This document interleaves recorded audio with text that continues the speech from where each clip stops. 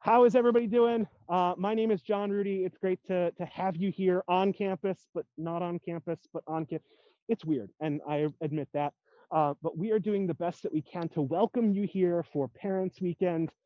This weekend, Family Weekend is always such an amazing time. We do this tour every single year, and this year we wanted to make sure we still did it. We wanted to make sure we still welcomed all of you here to campus to talk about some of the amazing Civil War stories that happened here on the Pennsylvania College or Gettysburg College campus.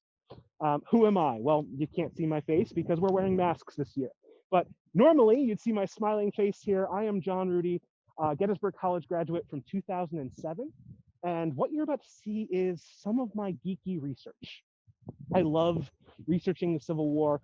On and off, I've taught here in the Civil War Era Studies Department as an adjunct instructor. This is an amazing topic. And when I was a student here, I geeked out hard.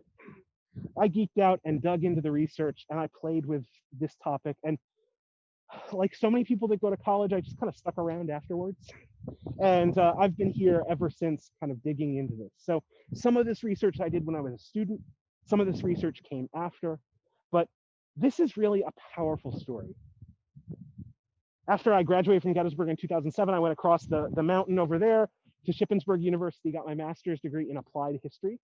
So this is what I do. My normal day job is actually working for the National Park Service.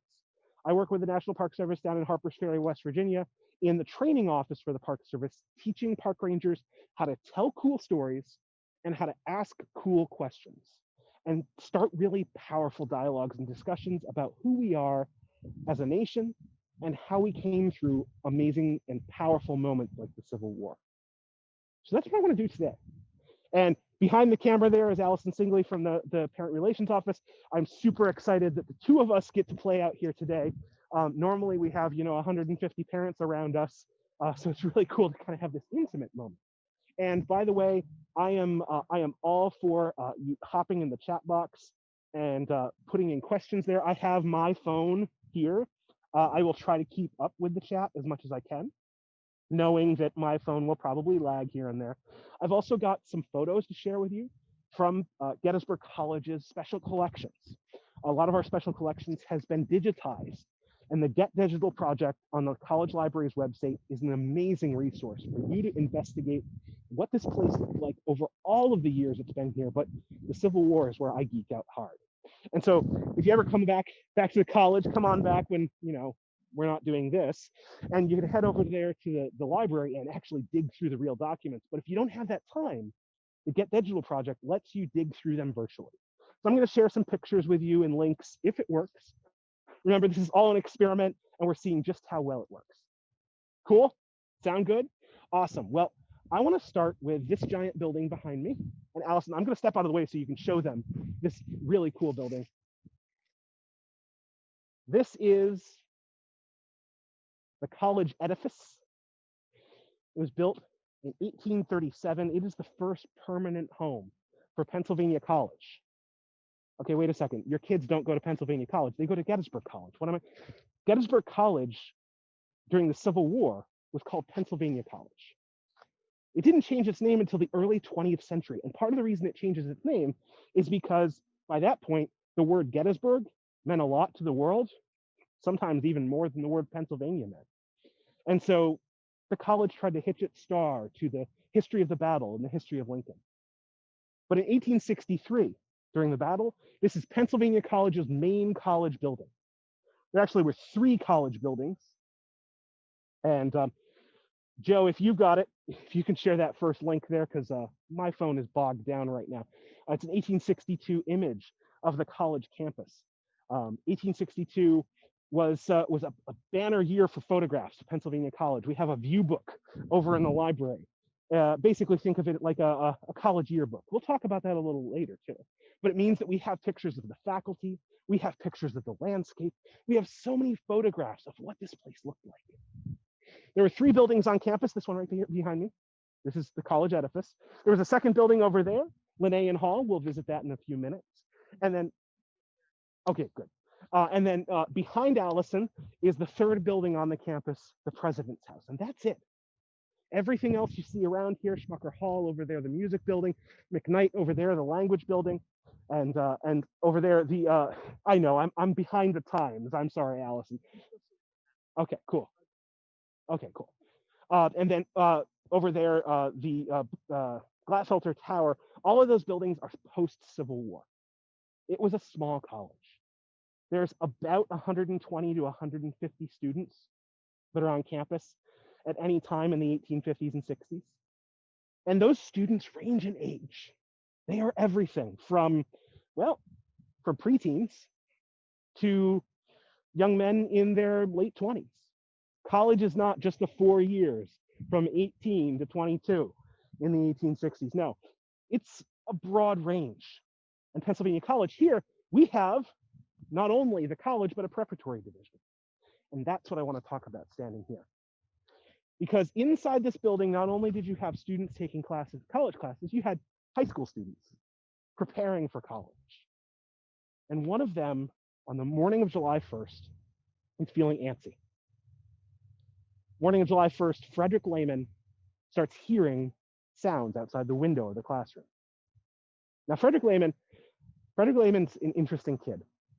He's from outside of Pittsburgh.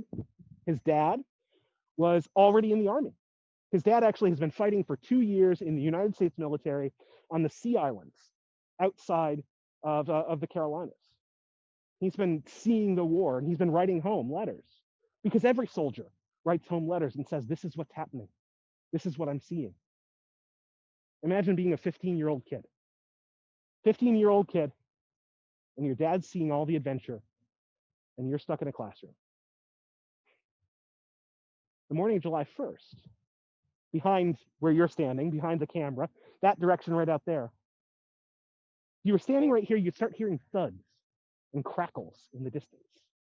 Something that sounds like booming thunder, and something that sounds like that kind of sharp thunder. You hear boom, boom, boom, crack, crack. The booms are artillery. The cracks are rifles. There's a battle starting on the edge of town. I know, spoiler alert, we all know that's the Battle of Gettysburg, but Frederick Lehman, sitting inside this building, doesn't. He just thinks, that's excitement. This is my one chance. This is something really weird about the Battle of Gettysburg. It's something that always shocked me when I first heard it. It's shocked me ever since when I stopped to think about it. On the morning of July 1st, people ran towards the battle. For 2 years, they've been hearing about Civil War battles. They've been reading about it in newspapers. This might be their one chance to see a small battle, and it's happening right here in Pennsylvania. So people are climbing out on their rooftops. People are running out to the sound of the guns. Just average folks like the 15-year-old kid here. And so Frederick Lehman wanders out. But he's not wandering out to be a tourist. He's wandering out for a different reason. He wants to be part of the action. He knows why that army's here. He knows why that army has come into Pennsylvania. They've come across the border. They're trying one last-ditch effort to rip the country apart, to tear it in two, to create a brand new nation south of the Mason-Dixon line, a nation that is founded on the concept that slavery is just and moral. And that's what Frederick Lehman's father from Philadelphia, or from Pittsburgh, has been fighting about for 2 years. Now, this 15-year-old kid, he's got the chance. So he heads out. And he's wandering out towards the battlefield there. He picks up a discarded musket some soldier dropped. And he continues out. He finds a cartridge box. He slaps it on. That's where he keeps the rounds. And then he finds a cap pouch. That's where he keeps the little tiny brass caps that set the gun off. And he transforms himself from here to just about a mile that direction, from an average preparatory student, high schooler, into an ersatz soldier. He goes out in the front line and he starts shooting at the rebels as they come towards his town, his adopted home, as they try to attack. And the battle goes back and forth that morning of July 1st, the first day of the Battle of Gettysburg, back and forth. And finally, Frederick Lehman is captured by the Confederates. dragged back behind their lines, and held in a prison pen. He probably would have been taken south to someplace like Andersonville, had it not been for a man from Illinois who says, wait a second, what's that kid doing over there? And the Confederate that he says this to says, well, they were fighting against us. He says, all of those kids, those 15 and 16-year-olds over there were fighting against you. They're just local kids. Let them go. For God's sake, let those kids go. You can take me wherever you want, but don't wrap them up in this. And so Frederick Lehman and that other pocket of kids from Gettysburg, whether they were Preparatorians from the college, whether they were just local boys who were out there trying to defend their home, they're brought down into town. Frederick Lehman, they wandered down Chambersburg Street. They wandered down into town, and they actually, Joe, if you can share the picture of Frederick Muhlenberg, they head to the first professor's house they can find, those Confederates, with Frederick Lehman in tow, and they throw him to that professor, Professor Muhlenberg, who was the classics professor, the Greek professor. He had taught Frederick Lehman Greek. Now, he's got this student in his front parlor, and they say, here, you deal with him. Keep him out of trouble. His adventure sounds like it's over, doesn't it? It's not. But just stop for a second. Now, some of you parents, you're sitting there, you got somebody with you, right? If you don't, you got the chat box. Hop there, share with somebody, what's a moment that you made that drastic mistake? Like you went, okay, I shouldn't have done that. Like that was the stupid moment, right? We've all got one. Hold that in your brain for a second. Hold that moment in your brain. The stupid mistake. You got it? 2 days later, the morning of July 3rd, Frederick Lehman and the rest of the Muhlenberg family are still in that house, still waiting out this battle. And they notice it's really quiet this morning. Yesterday, the battle raged. Today, nothing. And then finally, not until the afternoon, 1 o'clock, cannons start roaring all around the town, the largest cannonade ever to occur on the American continent, right here over their heads. And what 15-year-old boy can't go, that's exciting. That's interesting. I want that. The rest of the family is focused on, staying in the basement, staying safe. But Frederick Lehman says, I want to explore. He climbs up the stairs. He goes out the front door. He wanders across the street. He wants to see what's going on. As he's wandering across the street, up on the seminary campus, one of those rebels has his gun trained on the street, looking for any target he can hit. Frederick Lehman walks across the street. Just as he does, a Confederate pulls the trigger. A bullet speeds down the street, shattering Frederick Lehman's lower leg. He screams. The Muhlenberg family hear it. Imagine being that professor, that Greek professor. In this building, you taught that 15-year-old kid his classics. And now, you pick him up where he's bleeding in the middle of the street, his leg shattered. The professor and the family rush up to the seminary. They rush towards where that bullet came from, because that's where the hospital is that they can get into. That's where they can find some aid. And they bring this 15-year-old kid in and they lay him down on the operating table. And Professor Muhlenberg begs the surgeon, don't amputate that leg. Don't cut it off. It was a stupid mistake. It was just a simple, stupid mistake. Don't doom him for the rest of his life. And the surgeon listens. And instead of amputating the leg, they resect it. They take the chunks in the middle, those broken bones, and they pull the leg back together and they fuse the bones together. It means that for the rest of his life, Frederick Lehman walks with one leg shorter than the other, with a limp. A constant reminder of what happens when you make a stupid little mistake. I love these buildings because when you stand in front of them, you can bring those people back, right? Suddenly, Frederick Lehman's here. Frederick Lehman is here. He's wandering out of that building on that morning, not knowing what's coming for him a few days later. Behind you, across the field here, across the historic quad, you can show him, is that third building from Pennsylvania College's history. That's the president's house.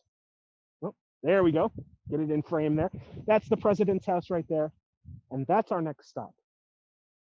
As we head over there, I want you to stop for a minute. If you got somebody in the room with you, chat with them. If you got that chat box there, chat there. As we wander over there, what's a moment that you've been tested? What's a moment that your courage, your bravery, your fortitude, whatever you want, has been tested? Grab that moment, stick it in your brain, maybe share it with whoever you're sitting with. And when we get to the porch, we'll talk about being tested. Let's head on over.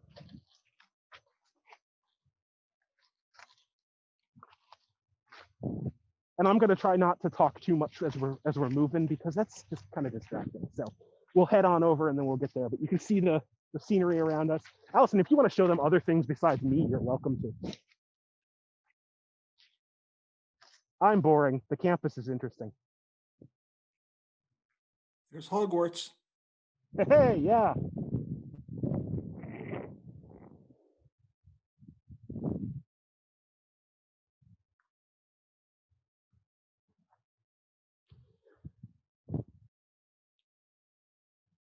Glatfelter Tower, by the way, wasn't built until 1888, 1889. And no, it's not haunted. I'm just going to head that one off at the pass. Don't tell the ghost tours that. That's right, Joe. Every one of these tours, I'm just heading this off at the pass. Every one of these tours, I get that question of, is the campus haunted? But when you start researching the stories that people are telling, there's not all that much truth behind what they're saying is happening.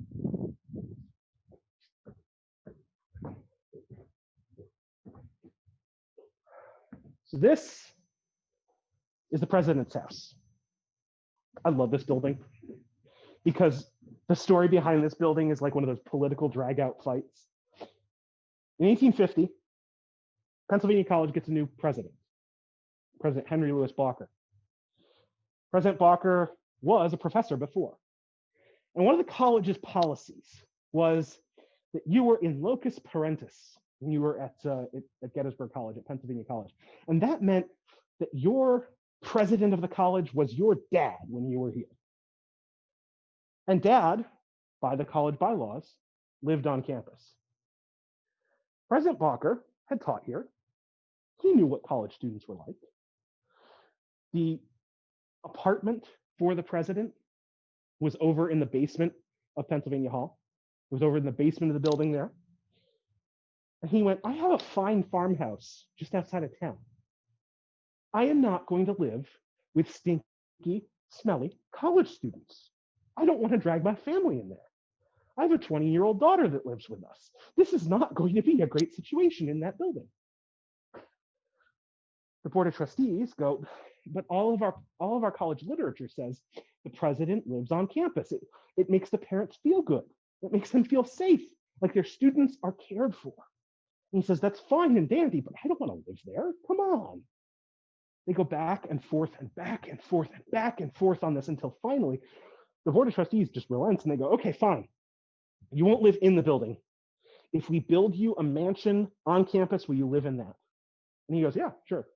You build me a house, I'll live there. And that's this house right here. This is the president's house, the White House. The president's house. You know, geeky, White House. Students are like that. Anyways, this building is the most technologically advanced building in the entire town of Gettysburg when it's finished, just as the Civil War starts. It was plumbed for gas lighting. Every other building in town had to be retrofitted for gas. This one had the gas in the walls. This building has its own indoor water closet. You don't have to go outside to go to the bathroom. You can go to the bathroom right inside your own house. This is an amazing building. And it's in this building that President Walker and his family live in 1863 when the battle breaks out around us. President Walker was over there teaching class in Pennsylvania Hall the morning of the battle. He's teaching a recitation. That means that you get up and you recite what you read. You look back at what you read overnight and you give a summary of it. And he's teaching Greek. So if you're in my Greek class and you're giving a recitation, I ask you to stand up in front of the class and summarize that passage you read in Greek. So that means you have to speak Greek to me. And it's all Greek to me. So you're speaking Greek to me, and then you finish, and then another student stands up, and that student read the exact same passage that you did, and they have to summarize it as well. Just stand up and do it, and they have to summarize it using different Greek. And then on and on and on again. And you can see how boring this would become, how mind-numbing this is. Well, that's what ends up happening. And that morning, the students are mind-numbed on July 1st, and then suddenly there's that sound outside the window, and they get really excited. And so they start paying attention to the sound and not the recitation. Walker gets fed up. He says, fine, whatever. He closes his attendance book, slams it, and he puts a dig in his students. He says, I shall close the class now, and we shall see what is going on for you. No, nothing of the lesson anyhow. I love that dig. As someone who's taught students before, it's like, okay, fine, we'll go see what's going on because you didn't do your homework anyways. I love that. He comes back over here. They can see that there's some kind of battle breaking out. They've known it was coming for a few days. Walker figures he'll come over here and he'll wait it out in the president's house with his family, his wife and his daughter. His daughter Alice is here. His wife Clarissa is here. As he comes to the building, as he opens the door, he sees something he wasn't expecting. Here inside the house, in the parlor, in the offices, right out in the hallway, are 18 federal soldiers. See what's been happening while he's been teaching class this morning? While he was teaching class, his daughter and his wife have been watching this battle break out. And the battle breaks out, and off that ridge in the distance behind me, beyond the walls behind me, are streaming down wounded men on stretchers. And as they pass by the building, Clarissa and Alice are out on the porch, looking at them and going, bring that guy in here. Bring him in here, we'll take care of him. Bring him in here, we'll take care of him. Bring him in here. Walker comes into his house and realizes this is not going to be just a quiet moment of waiting out this war. For 2.5 days, the family, with no other help, takes care of those 18 men. 17 of them are just enlisted men, no big deal. One of them is an officer, lieutenant, second lieutenant. If the Confederates figure out that he's here, they will put tabs on him, they will take him to a prison camp. The Confederates search the house multiple times, just to double check. They never find him. The Walker family hid him wherever they could, under beds, in crates, I don't know where, maybe in that water closet. He goes home and writes a letter to a Lutheran newspaper about how much thanks he has for the family that saved his life and saved him from a place like Andersonville, from a prison camp. On July 2nd, in the afternoon, a knock comes at that door. Alice Walker, 21 years old, is over here in the hallway. Come on over. She's over here in the hallway. She's leaning down and she's caring for this soldier laying right about here. She's caring for him, and he's got this Florence Nightingale thing going on. Yeah, there might be a buzz. I apologize for that if you're catching it. He's got this Florence Nightingale thing going on. So every time he drifts in and out of consciousness, he sees this beautiful 21-year-old girl taking care of him, tending his wounds, giving him water. Every one of those memories burns itself into his brain. And on the 2nd of July, that knock comes at the door. It's one of those times that he's conscious. The knock comes at the door. Alice Bacher stands up. She comes on over here. She opens the door. The soldier sitting there says that he could see her tense up. He could see her get angry, get incensed. There's a Confederate officer at the door. He's standing right there. And he says to Alice, thank you. Thank you for taking care of these men here. Thank you for the use of the college building, where about 500 Confederate wounded are being taken care of. Thank you for what you're doing. Alice Bacher just stares at him. Remember that moment you were thinking of where you were being tested? Where your courage is being tested? Alice Bacher is staring in the face of Robert E. Lee, the commander of the Confederate armies at Gettysburg. The man whose armies have invaded her town. The man whose armies who have torn at the entrails of these kids that are here on the floor in this building. The guy sitting there on the floor says, she just stared at him. And she made it clear through the look on her face that she was a Union girl. 21-year-old girl staring down Robert E. Lee in the face. That's gumption. But it has another layer on top of it. Her brother, Nesbitt Bacher, was a graduate of Pennsylvania College. And after he graduated from Pennsylvania College in the 1850s, he went out west, went to Illinois, became a lawyer, started a newspaper, and then when the war broke out, he joined the army. Last year, 1862, the year before Alice Bacher faced off against Robert E. Lee, Nesbitt Bacher was with his men at a place called Shiloh Church near Pittsburgh Landing. The Confederates crashed through the woods and caught them cooking coffee. Bacher waves his sword around his head.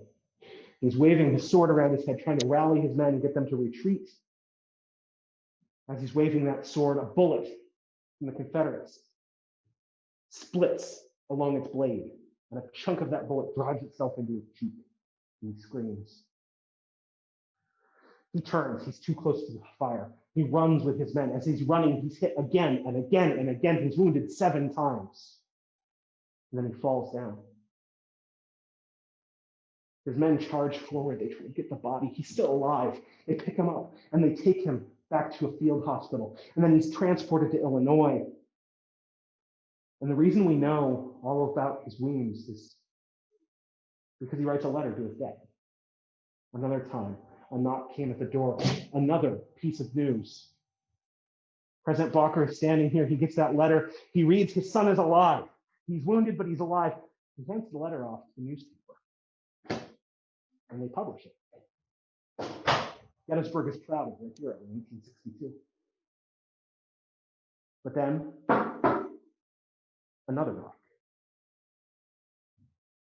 A second letter. Nesbitt has taken a turn for the worse. President Bacher, Reverend Bacher, come pray with your son while he dies. His family had already lost so much in the war before a battle even descended here.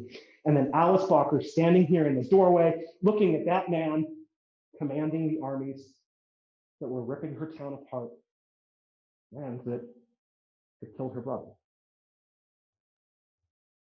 This is such a weird space, isn't it? And it's so cool that we get a chance to experience it like this. Normally, we're stuck outside. We can't open the door, it's locked. But now, you can see it right here. You can see Alice standing in the door frame. You can see that soldier on the floor. And next time you come to campus, when you can come to campus, come knock on the door. Joe Lynch will let you in. Joe will say that he will, at least in the chat, hopefully. And you can stand in the same hallway where it all happened. The history is all right here. And it's all so easy to find. So now I want you to stop and think again about you. What's a time that you were present for a historical moment? A big one, a little one. It can be something from your own family history. It could be a big one from American history, whatever it is. Think about what it's like to be present for a moment of history. And if you want, you can share that in the chat box.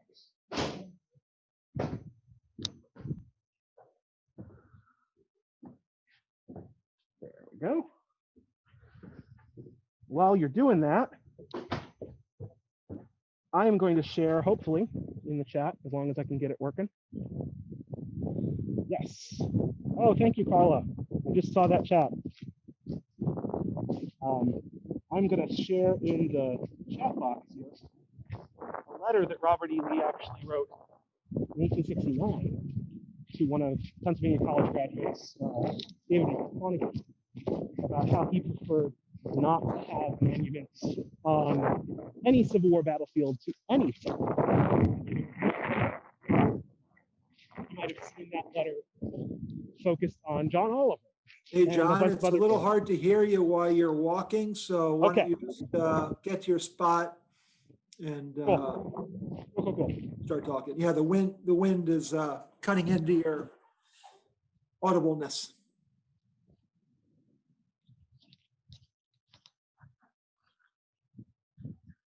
Awesome. Well, we will endeavor to persevere.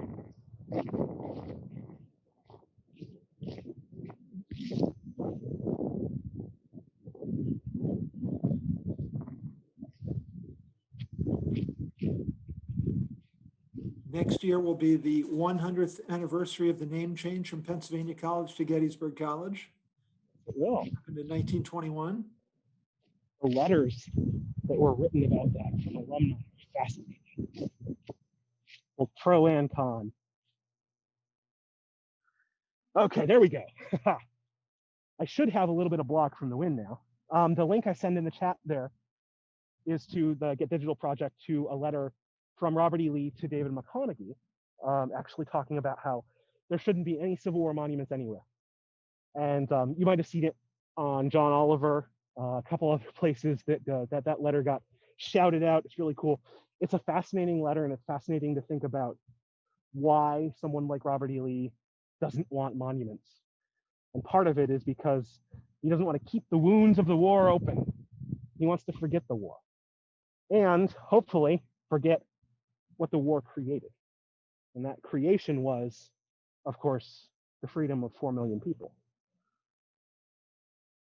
That's where this thing becomes interesting to me.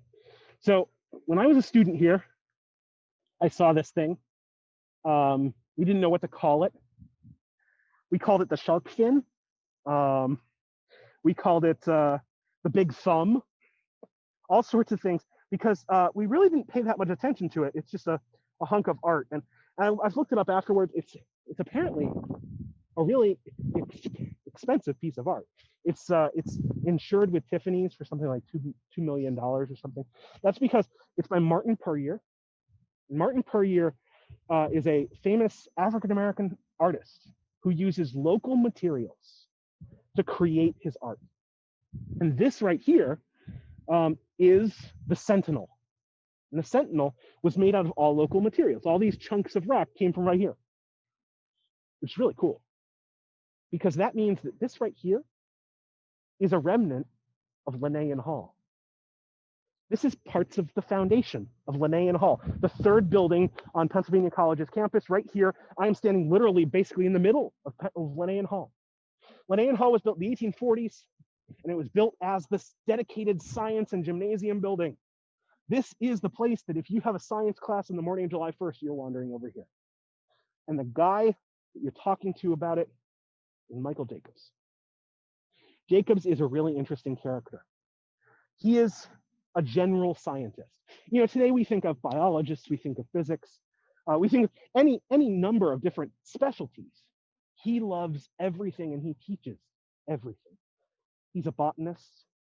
He goes out in the field. He studies insects every year with the students on what will eventually become the battlefield. Before 1863, it was just a farm field where they captured crickets. This building right here, this is the home of his science lab. He made all the equipment at home, out of junk. He wants his students to learn. He's also the one that brought gas lighting to Gettysburg. He's an innovator. He's a pioneer. In the 1850s, he was a member of the American Colonization Society. Okay, so what's the ACS? The American Colonization Society was an organization that said slavery is wrong, but we need to send Black folks back to Africa. This college has a weird and wild and often tenuous history with the war and its moral questions. Michael Jacobs witnesses the Battle of Gettysburg from his house down in town. Next time you're in town, I know I keep saying that, but next time you're in town, you can watch this video again, you can write it all down. Stop at the corner of Washington Street and Middle Street. On the northwest corner of that is where Michael Jacobs' house is. It's a law office today. Big brick building, it's a beautiful house. That's where he and his family weighed out the battle. I'm going to share a few links into the chat box again. One of them is a photograph. There we go. One of them is a photograph of Michael Jacobs. One of them is a photograph of his son, Henry Eyster Jacobs, who graduated in the class of 1862. And in 1863, when the battle happens, is basically like every good college student living in his dad's house after he graduates. So the two of them are here witnessing that battle. On July 3rd, as Pickett's charge is happening, Michael Jacobs and Henry Eyster Jacobs are both sitting on top of the roof of their house with the college's spyglass, looking out and watching the battle take place. And in that moment, the two Jacobs men are changing. They're both scientists, but they're becoming historians. There's data out there. I know it's weird to say it that way, but every body on the ground is a data point in this battle. They're a human. They're a life. They're just something that is precious. But they're also a larger picture. I was running numbers this morning, actually, and I realized that over the course of the Civil War, on average, 500 people died every single day. 500 every single day. It's been hard for me to wrap my hands around what that meant for years. What does that kind of scale of death look like? And now I'm realizing it looks like now. We've been roughly at 500 people per day dying since April. Sometimes over that, twice that. We've been having that kind of mass death. We've been seeing that. And to some of us, it's almost become data instead of humans, right? And that's how Michael Jacobs has to see this battle, because we're looking at a battle that has about 10,000 people killed or wounded mortally. 10,000 people scattered across this landscape. The Civil War in total, from battle wounds, took just over 200,000 lives. So now our generation has something to scale that to. The dead we've lost in coronavirus looks exactly like the battle dead of the Civil War. And that's the body blow. Michael Jacobs, he's got to stop thinking about what that man loved and who that man lost and why that man lived, and start thinking about them all in aggregate. So he takes this data and he starts collecting it. He starts making maps. He's got nothing to do. No classes to teach after the battle's over. He doesn't have an excuse to come up here to his science laboratory. So he and his son wander the battlefield and write down what they see where. Write down whose name tags they see on these dead soldiers, whose knapsack they see fallen by the wayside. And from that, they create the first battle map of the Battle of Gettysburg, made from forensic data from dead bodies. And then, after he presents that map, he's asked by some friends, hey, you understand this battle better than anybody. Can you write it down for us? And so he says, sure, I'll write it down. So he writes it down. He gives a lecture out at the seminary. They love it. They say, we want a book. He says, Okay, I'll publish it. It's fine. I got the notes. So Michael Jacobs publishes a book, Notes on the Rebel Invasion of Pennsylvania and Maryland and the Battle of Gettysburg. And that's the third link there that I shared with you in the chat box. You can go and you can read the whole book if you want to. That's, by the way, the only link I'm going to send that's not today to the Get Digital project. It's a fascinating book. And to me, what's most fascinating about it is published in October of 1863. That book is out on the street, available for purchase before Abraham Lincoln gives his Gettysburg Address. In fact, Michael Jacobs sends a copy to Abraham Lincoln gratis before he's writing his Gettysburg Address. When when Lincoln comes here, part of what he and Edward Everett do is see portions of the battlefield. Edward Everett gets a private tour from Michael Jacobs. He shouts him out in his speech out at the cemetery. Jacobs helps to start a legacy that we still have here at Gettysburg College. The first historian of the Battle of Gettysburg was one of our professors, and we're still studying it today. And we're still finding weird stuff and powerful connections. I love the Sentinel, even though I never understood it when I was a student, because it's weird modern art, right? But it's also this touchstone. It's a touchstone to Linnaean Hall, but then also to what the war is about. Martin Puryear is an African-American artist who tries to use local material to get in touch with the earth and its history. We've got this giant shark fin here. We've got this moment where being part of history transforms someone. I want to take you to a spot that's not marked. It doesn't have a giant thumb in the middle of campus. But to me, it's 1,000 times more powerful. As we walk over there, I'm not going to try to talk as we walk because I know I'm fuzzing out on you. But as we walk, I want you to think, what's a place to you that's more important than anywhere else on earth?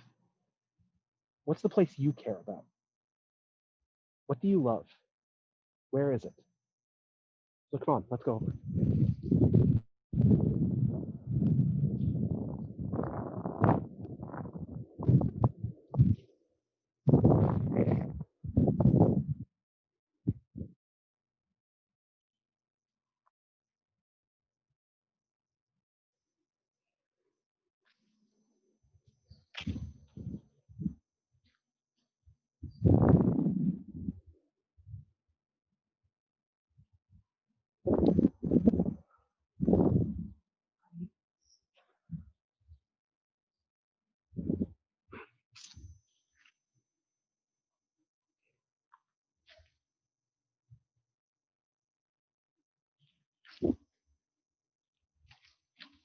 This is great. Just so you guys see this when Allison gets over here.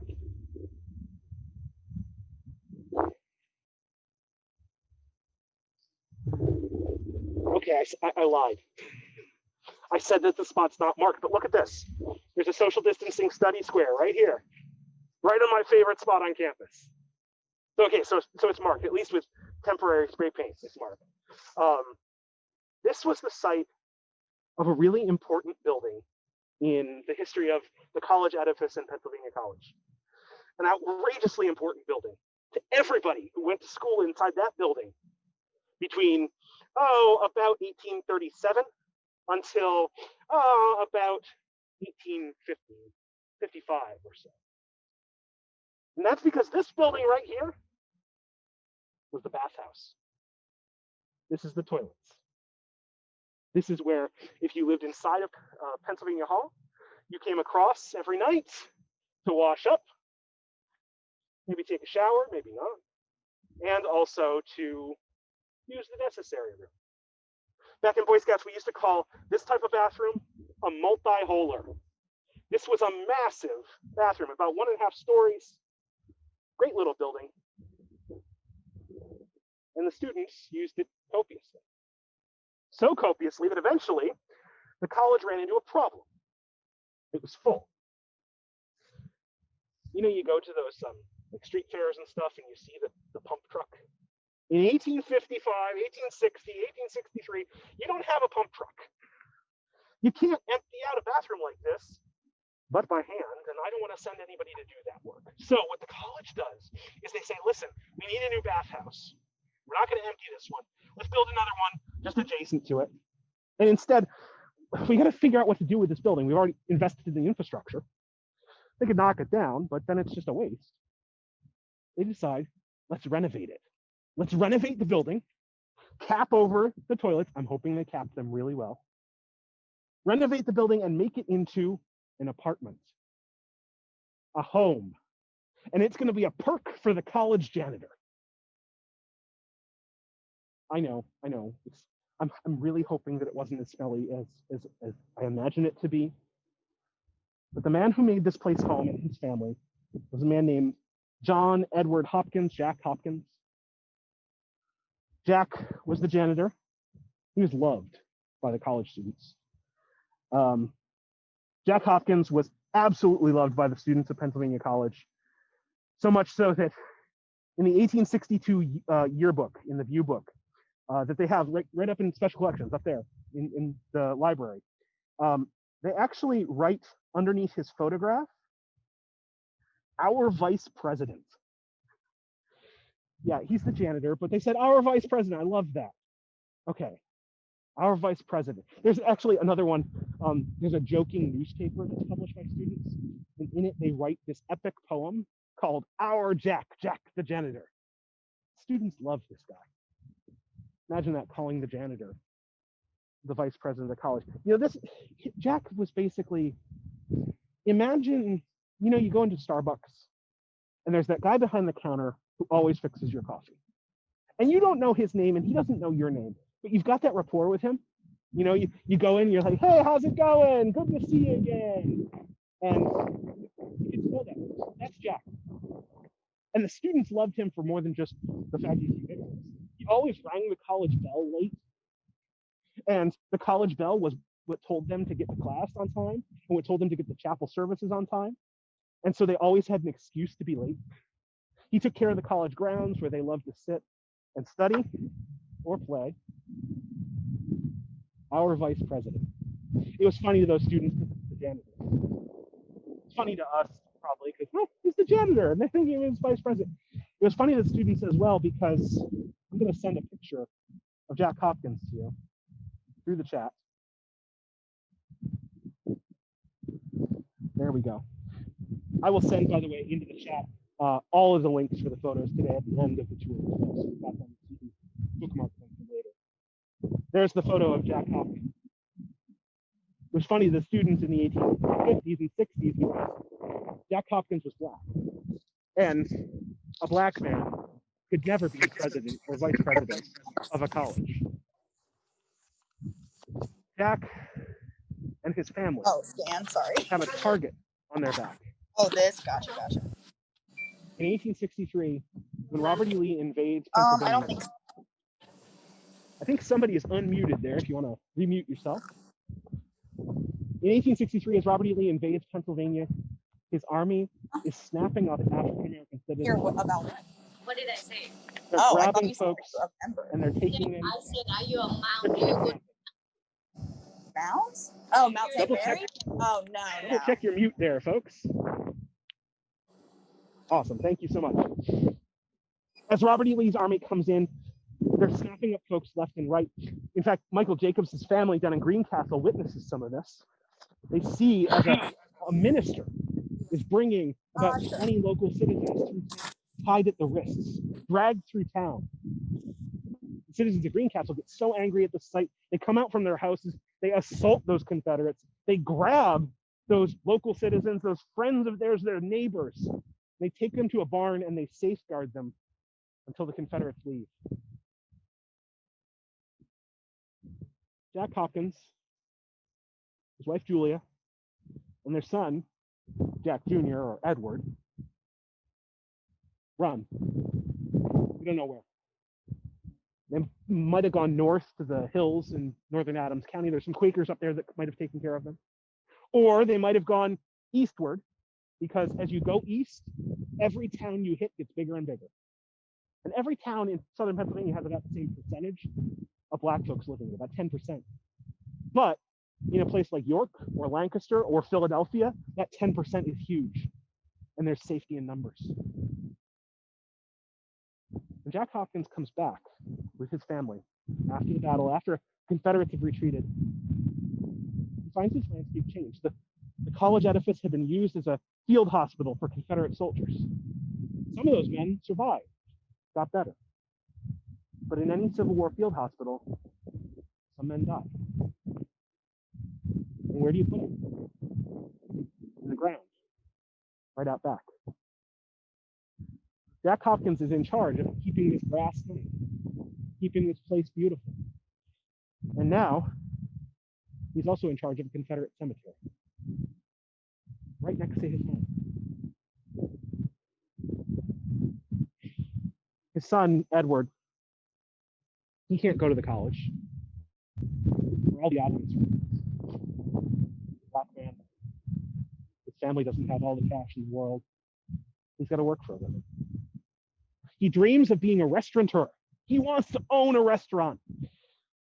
But right now, he just works in the kitchen. He's a waiter and a dish boy. He goes down into town every day. Every morning, he leaves this house. August, September, every single morning, he walks by those Confederate graves. He doesn't realize it. I've been able to run the data. Of those graves, I can find 9 that had names. Of those 9 names, I can find 6 of them in the 1860 census. All 6 of the men who I can find data on either came from slaveholding families or lived in slaveholding households. Their parents owned people that look exactly like Edward Hopkins. Their aunts and uncles owned people who look exactly like Edward Hopkins. Their brothers inherited people that look exactly like Edward Hopkins. Every day he wanders by those graves. September, October, November. Lincoln comes, Lincoln goes, the graves are still there. November, December. Finally, in January, Edward Hopkins gets up one morning, kisses his mom goodbye, and he and a couple friends don't go that direction, they go that direction. They head up to Carlisle. They join the 25th United States Colored Troops. They've seen enough of this war, now they're going to fight it. And I have to ask the question, is it those Confederate graves? Is that the stress that puts on his back every single day, knowing what's at stake? It's a trick of history that we have letters from every single sergeant in the 25th USCT except for Edward Hopkins. I don't know exactly what he thought, but I know what every one of his comrades at the same rank did. They were stationed in Florida, Fort Barrancas. Every morning, they would open up the gates of the fort, and in would pour escaped, formerly enslaved people. People who had freed themselves, pouring in. And those soldiers got to give them their first free handshake, their first taste. And the soldier said, that was the highlight of our entire war. That's why we were there.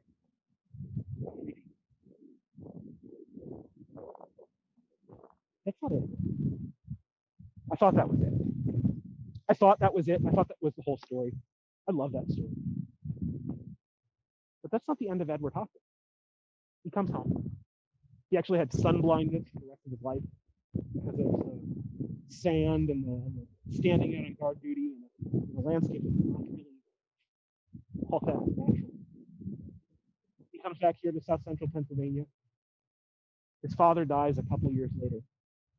That means they can no longer live here in the house because it's just a perk of his dad's job. And so he and his mom moved back down to their house on South Washington Street. He lives with his mom there. In 1880, Edward Hopkins, he rents out a room in McConaughey's Hall down across the street from the old train station. He opens an oyster hall. The fast food of the 19th century, oysters. He's got his restaurant. But that's not the only dream. See, in the intervening years, Pennsylvania has changed. During the Civil War, Pennsylvania actually had a law forbidding black men the right to vote. Black men had been forbidden the right to vote in the state of Pennsylvania from the 1830s all the way up until the amendments after the Civil War. With those ending of the war amendments, the 13th, the 14th, the 15th Amendment that changed democracy in America, Pennsylvania changes too. And for the first time in decades, black men can vote.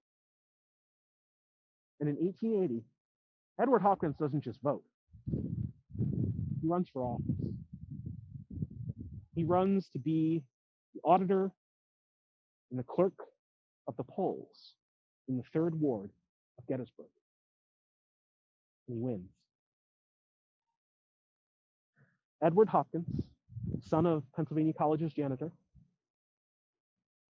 25th United States Colored Troops veteran, restaurant owner, is the first black elected official in Gettysburg's history. But he's not the last. Over the next decade, a bunch of his comrades run for the same position and win. Over and over. He's a homesteader. He's a pioneer. It's a technical term from when black families used to break white blocks in segregated communities. He's broken the political block in Gettysburg. And his friends follow along. Men from the 25th, men from the 24th, other men who had fought in battles across the country become elected officials for the next decade.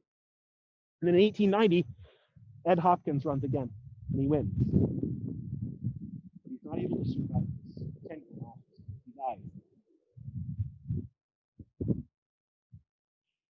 I love this spot. It shows us there's so much to this war. I loved this spot because of the old story, Jack Hopkins, the janitor. I love this spot because of the newer story that I've dug up, the Confederate graves and Ed Hopkins joining the USCT. But then if you keep digging, you always find more. And the fact that Ed Hopkins finds so much power in the ballot means something. It really, really matters. The fact that Pennsylvania took one step closer to a true democratic republic means something. I want you to stop and think, how do you want to honor these folks? We can honor folks like Frederick Lehman. We could put up monuments on the campus to him, his one leg shorter than the other, his monument to a grand stupid moment. We could honor Alice Walker if we wanted with a plaque or something, a wayside over at the president's house. But in the end, is anybody really going to read it? We've got the Sentinel. It's not a monument to Michael Jacobs. It kind of serves as one. And yet, when I was a student here, I didn't know what it was. We could change this whole landscape. We could rebuild the house. We could do whatever we want. But to me, it's the actions we take that are the best monuments to the folks who have gone before us. You hear Glatfelter Bell ringing in the background. That means our time is up. But I want to encourage you. Listen to folks like Edward Hopkins in our past. And take the actions that you think help keep their stories alive in your heart. Because that's what history is all about. Thank you, folks, for joining me as we've wandered across the campus here. It's been amazing having you digitally here on campus, and I'm super excited that that you chose to spend this hour with us and chose to learn just a little bit more. To go take whatever actions you want, because that's what history is. It's about doing things differently once you learn what the past was. Cool. We'll see you guys later. Have a good one.